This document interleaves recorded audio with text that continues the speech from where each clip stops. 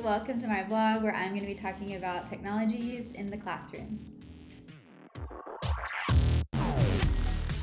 I was able to interview 3 different teachers about use of technology in their classroom, their feelings about it. It was really interesting. I interviewed 2 teachers from the US. One of them teaches first grade and the other one teaches second grade. And then I interviewed another teacher from Guatemala, and she teaches 5th grade. And the teacher in Guatemala is actually still virtual. Things in Guatemala are still all virtual. Whereas in the States, those teachers are back in the classroom with their students. One of the most important topics that we ended up talking about within the 3 different interviews were the rules around technology in their classroom. And the teachers talked about taking time at the beginning of each year just to introduce the equipment, also give instruction on how to use it, and just be really clear.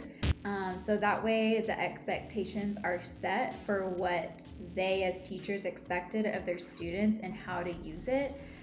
They all said it was really easy to start with a lot of rules and then go back to those rules if they were broken or bent. And so I am an early childhood education teacher, and I definitely see how that's important, just taking a lot of time in the beginning. I think that there are different ways to do that throughout different age levels. So with the littler ones, maybe pre-K through first grade, second grade, just being very simple and very clear. And sometimes at that age, they really like to play and imagine. And so using terms like the computer needs to wake up or the computer's gonna go to sleep now.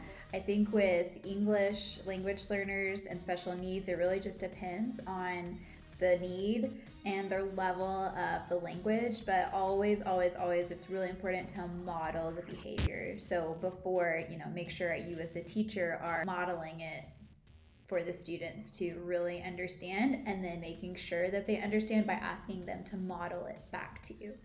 Technology in the classroom is really great because you have the huge opportunity to make the classroom even more student-centered. And so when I was talking with my 3 interviewees, 2 out of the 3 teachers were saying just, yes, we give a lot of free time. Just they want to make sure that their students understand they can use technology in the classroom, like different apps and games or reading. They can choose to do those things, but they need to be learning. It needs to be learning only, and it needs to be whenever they're not supposed to be doing something else, like a different assignment. One of the teachers actually has she's in person, and she does like a mustard and ketchup. So there are musters, which are must-do tasks, and she says that she puts them in a list on the board. And so students have to do those tasks, and they can do them in whatever order they want, but they have to get them done. And then there's the catch-ups, which are things that I can do. And so they can do the catch-up task after they finish the mustard task, which I thought was a really fun way to help students, help the classroom be a student-centered place of learning. I'm always interested to know in what kind of technology is being used in the classroom. So I had a lot of fun with this question with the teachers that I interviewed. The first grade teacher, they really just use iPads, and they use a reading program called Amplify. And to be honest, they don't really give a lot of technology time for their kids in their school district at that age. But Amplify is a pretty cool reading program that they use, and pretty much just to review.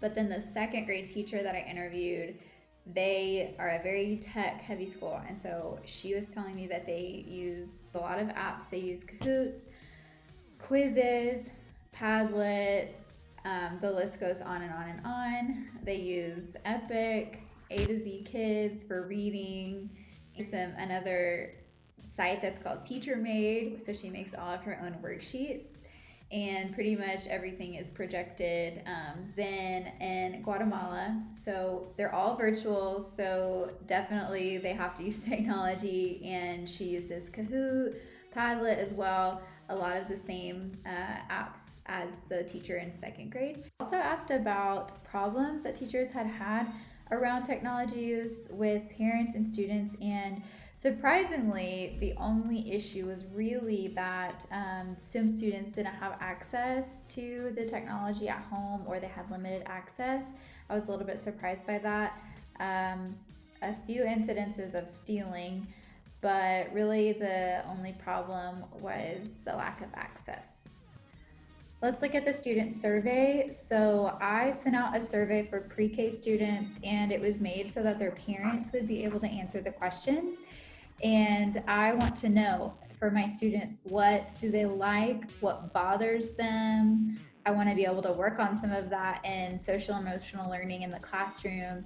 I want to know their home situation, because I want to know if there's something going on at home that I need to know about that will affect their behavior in the classroom. I need to know about technology. I want to know if they are going to have access at home.